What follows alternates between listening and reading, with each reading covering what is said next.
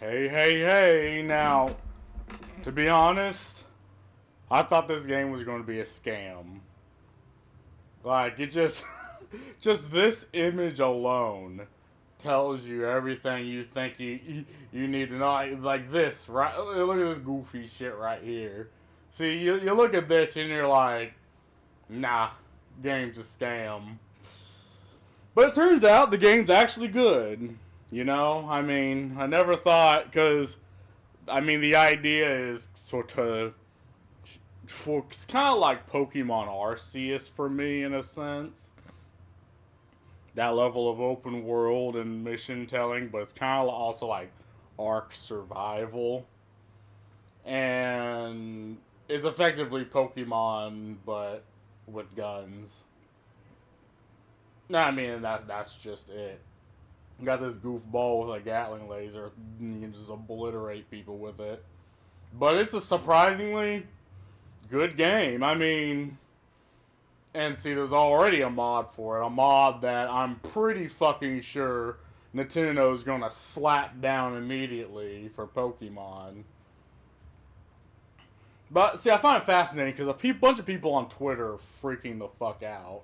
And I was wondering why. I was like, yeah, they're gonna freak out.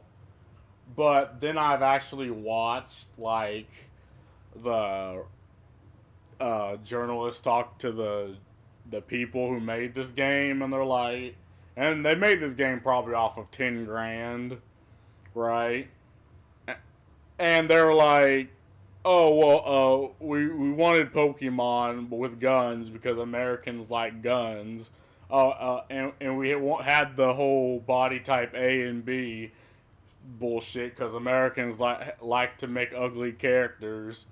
And I do believe that statement set people off because now, the type of people that went after, say, the coffin of Andy and Lele, and the exact same people that went after Hogwarts Legacy is now going after this game. And one of the arguments is, oh, well, it's just a bunch of assets from the marketplace. And I'm like, you know, that could be the case, but there's a game called Dark and Darker, which is universally loved by the fans that played it, and they actually defended the creators of Dark and Darker when Nexon tried to go after them. And that game used objectively more assets in its game than this one. So assets alone doesn't make or break a game to me. But then people are like, oh, well, they got their inspiration from looking at AI generated images. I'm like, okay. So if you have an AI generated image, you go to people to write concept art of that AI generated image. Then you have hire people to code in the concept art of that AI generated image. Is it really stealing? I mean, it's odd how if in any type of use whatsoever of AI, even if purely referential, is bad, and I do not believe that. And you see it all the time with multi-billion-dollar companies using AI, such as Wizards of the Coast and Magic, or hiring people to use AI to make images and art. It's fine if they do it, but a couple of dudes in their mom's basement, right, throwing in 10 grand just to make a game like this, just use it as purely referential. Like, I don't think there's any AI in the game. Well, as far as like not made by or inherently made by the people in the game. But if they do it, it's bad. And it's just this odd thing where if you're a multi-billion-dollar company, you can use all the AI you'll want. But if you're just a couple of dudes with an idea, you can't do that. And that's just something that I don't genuinely do not understand. It's like the same people that went after, again, the coffin of Andy and Lele, the creator of that. Again, one woman made the art, the soundtrack on fucking RPG Maker, and then people just go after that person, and they're going after these people. but they do not go after, say, companies like Riot Games that just laid off 500 people, and they claim to be a progressive company, right? They say all the talking points that they need to, but they're probably one of the most capitalistic, one of the most egregious companies that obviously has sexual harassment allegations, but they pay what's the word? They pay the tax.